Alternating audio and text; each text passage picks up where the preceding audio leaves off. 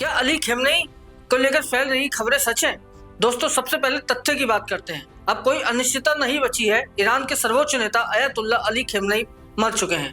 ईरानी राज्य मीडिया ने 1 मार्च को आधिकारिक पुष्टि कर दी है। स्टेट टीवी पर आंसू रोकते हुए एंकर ने खबर पढ़ी, इस्लामिक रिपब्लिक ऑफ ईरान के संस्थापक, इमाम और मुसलमानों के leader grand Ayatollah Sayyid Ali Hosseini Khamenei शहादत को प्राप्त हो गए। ईरान के सुप्रीम नेशनल सिक्योरिटी काउंसिल के बयान को सीधे टीवी पर प्रसारित किया गया। हमला 28 फरवरी को अमेरिका और इजराइल के संयुक्त हवाई हमलों में हुआ। तेहरान के सेंट्रल कंपाउंड में उनके ऑफिस को निशाना बनाया गया। इस हमले में खेमनेई के साथ उनकी बेटी, पोता पोती और कुछ अन्य परिवार के सदस्य भी शहीद हो गए। ईरान सरकार ने 40 दिन का राष्ट्रीय शोक और 7 दिनों की सार्वजनिक छुट्टी घोषित कर दी है। BBC, Reuters, CNN, Al Jazeera, the Guardian, Washington Post, हर बड़ी एजेंसी ने ईरानी स्टेट मीडिया के हवाले से इस बात की पुष्टि की है। अमेरिकी राष्ट्रपति डोनाल्ड ट्रंप ने ट्रुथ सोशल पर लिखा, खेमनेई की मौत ईरान के लोगों के लिए न्याय है। इजराइल ने भी ऑपरेशन की सफलता की पुष्टि की है। शुरुआत में ईरानी विदेश मंत्री ने कहा था, जितना मुझे पता है वह जिंदा है, लेकिन कुछ घंटे बाद स्टेट मीडिया ने सब साफ कर दिया। अब तस्वीरें पूरी तरह स्पष्ट हैं। यह सिर्फ एक नेता की मौत नहीं, मध्य पूर्व में शक्ति संतुलन का भूकंप है। दुनिया की निगाहें अब तेहरान, बगदाद, बहरूत और रियाद पर टिकी हैं। ईरान की राजनीतिक व्यवस्था दुनिया के किसी भी लोकतंत्र से बिल्कुल अलग है। यहाँ सुप्रीम लीडर सबसे ऊपर होता है, संवैधानिक रूप से, धार्मिक रूप से और सैन्य रूप से। अली खेमनेई 1989 से इस पद पर थे। उनके पास सेना, न्यायपालिका, विदेश नीति और इस्लामिक रिवॉल्यूशनरी गार्ड कॉर्प्स पर पूर्ण नियंत्रण था। राष्ट्रपति निर्वाचित होते हैं, लेकिन असली ताकत सुप्रीम लीडर के हाथ में होती है। अब उनके जाने के बाद सवाल उठ खड़ा हुआ है, उत्तराधिकारी कौन? ईरान के संविधान के मुताबिक असेंबली ऑफ एक्सपर्ट नया लीडर चुनेगी। संभावित नामों में खamenei के बेटे मोज्तबा खेमनेई, राष्ट्रपति मसूद पेजकिशियन या फिर IRGC के कुछ सीनियर कमांडर शामिल हैं। लेकिन यह प्रक्रिया आसान नहीं है। IRGC और हाई लेवल गुट पहले से ही सक्रिय हो चुके हैं। अगर सत्ता हस्तांतरण में देरी हुई तो आंतरिक अस्थिरता बढ़ सकती है। खamenei के शासन में ईरान ने न्यूक्लियर प्रोग्राम को आगे बढ़ाया, हिजबुल्लाह, हमास और हुती को सपोर्ट दिया। अब ये सारा नेटवर्क बिना सेंट्रल कमांड के कैसे चलेगा? ये सिर्फ ईरान का नहीं, पूरे एक्सिस ऑफ रेसिस्टेंस का सवाल है। ईरान सिर्फ एक देश नहीं, शिया मुस्लिम दुनिया का धार्मिक और राजनीतिक केंद्र है। खamenei को वली फकीह यानी इस्लामिक गवर्नेंस का गार्जियन माना जाता था।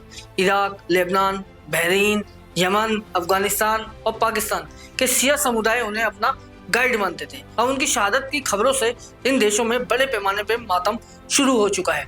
बगदाद के शिया इलाकों में हजारों लोग सड़कों पर निकल कर आए। लेबनान में हिजबुल्लाह ने बड़े बदले की धमकी दी। यमन में यहूदियों ने कहा, खेमनेई की शहादत हमें और मजबूत करेगी। धार्मिक रूप से यह शहादत का नया प्रतीक बन गया है। इतिहास गवाह है, 1980 के दशक में खोमेनी की मौत के बाद भी ईरान ने खुद को संभाला था। लेकिन आज यह ईरान ज्यादा आधुनिक, ज्यादा युवा, ज्यादा अस्थिर है। अगर शिया एकता टूटी तो मध्य पूर्व में सुन्नी शिया विभाजन और गहरा हो सकता है। भारत पर इसका असर बहुआयामी है। हम दुनिया के तीसरे सबसे बड़े तेल आयातक हैं। मध्य पूर्व से 7% से ज्यादा कच्चा तेल आता है। अगर तेल की कीमतें $100-120 प्रति बैरल तक पहुंची तो भारत में महंगाई बढ़ेगी। पेट्रोल डीजल महंगा होगा और आम आदमी की जेब पर बोझ बढ़ेगा। भारत सरकार ने अभी तक कोई आधिकारिक बयान नहीं दिया, लेकिन विदेश मंत्रालय सतर्क है। नई दिल्ली हमेशा संतुलन की नीति अपनाती रही है। खेमनेई की मौत के बाद चाबार परियोजना का क्या होगा? ईरान अगर अस्थिर हुआ, भारत के 10,000 करोड़ रुपए के निवेश पर असर पड़ सकता है। भारत में शिया समुदाय कश्मीर, लखनऊ, मुंबई, हैदराबाद बड़े पैमाने पर मातम मना रहे हैं, आजादारी के जुलूस निकाल रहे हैं। वहीं सुन्नी समुदाय में कुछ जगहों पर खुशी भी दिख रही है। सरकार को दोनों पक्षों के बीच सामाजिक सद्भाव बनाए रखना होगा। प्रवासी भारतीय, खासकर खाड़ी देशों में काम करने वाले लगभग 90 लाख भारतीय की सुरक्षा भी बड़ी चिंता का विषय है। अगर क्षेत्रीय युद्ध बढ़ा तो रिपेट्रिएशन की तैयारी करनी होगी। मध्य पूर्व में वैश्विक ऊर्जा का हृदय है। स्ट्रेट ऑफ हॉर्मुज से रोज 20 मिलियन बैरल तेल गुजरता है। ईरान के हमलों के जवाब में अगर हॉर्मुज ब्लॉक हुआ तो तेल की कीमतें आसमान छू लेंगी। ब्रेंट क्रूड पहले से ही 15% चढ़ चुका है। भारत, चीन, यूरोप सब प्रभावित होंगे। स्टॉक मार्केट में गिरावट, गोल्ड और डॉलर की मांग बढ़ेगी। रक्षा कंपनियों के शेयर उछल रहे हैं। दुनिया भर के निवेशक सेफ हेवन की तलाश में हैं। आधुनिक युद्ध अब डेकेपिटेशन स्ट्राइक का युग है। कासिम सुलेमानी और अब खेमनेई। अमेरिका इजराइल का साफ संदेश है कि कोई भी नेता सुरक्षित नहीं है। अंतर्राष्ट्रीय कानून में यह विवादास्पद है, लेकिन आत्मरक्षा का हवाला दिया जा रहा है। वहीं इन सब में पाकिस्तान की स्थिति सबसे जटिल है। अमेरिका का पुराना साथी, लेकिन घरेलू स्तर पर अमेरिका विरोधी भावना है। अगर पाकिस्तान ईरान का साथ देता है तो IMF लोन और US एड पर असर दिखेगा। अगर चुप रहा तो घरेलू दबाव बढ़ेगा। संयुक्त राष्ट्र चार्टर आर्टिकल 51 आत्मरक्षा की अनुमति देता है, लेकिन संप्रभुता का उल्लंघन स्पष्ट है। UN सिक्योरिटी काउंसिल में बहस शुरू हो चुकी है। क्या नियम सिर्फ कमजोरों के लिए है? इराक, लीबिया, अब ईरान। पश्चिमी शक्तियां जब चाहे तब नियम तोड़ सकती हैं। युद्ध का सबसे बड़ा शिकार आम नागरिक होते हैं।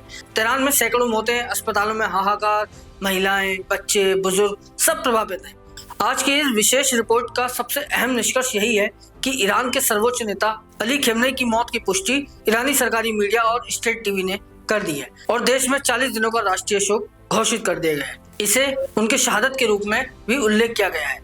अब ये खबर सिर्फ स्थानीय स्तर पर नहीं रह गई, इस पर दुनिया भर के कई प्रमुख समाचार माध्यमों ने रिपोर्ट किए हैं और युद्ध कूटनीति में एक बड़ा मोड़ बनाने की संभावनाएं उभर रही हैं। हमें ये बात याद रखनी है कि किसी भी बड़ी घटना के भाव, प्रभाव और इमोशन अलग अलग समुदाय और देशों पर अलग तरह से पड़ते हैं। आने वाले दिनों में जब भी इस खबर से जुड़ी और नई आधिकारिक और सत्यापित जानकारी सामने आएंगी, हम आपको सबसे पहले इंडिया तक टुडे पर अपडेट करेंगे। ऐसे ही गहरी वैश्विक विश्लेषण और निष्कर्ष रिपोर्टिंग के लिए हमारे चैनल को सब्सक्राइब करें, वीडियो को लाइक और शेयर जरूर करें।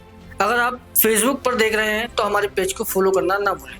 हमारे साथ बने रहिए, क्योंकि दुनिया में जब भी कोई बड़ी घटना होती है हम आपको तथ्य और विश्लेषण के साथ सबसे पहले बताएंगे। मैं अनुभव सक्सेना, आप देख रहे हैं इंडिया तक टुडे। नमस्कार।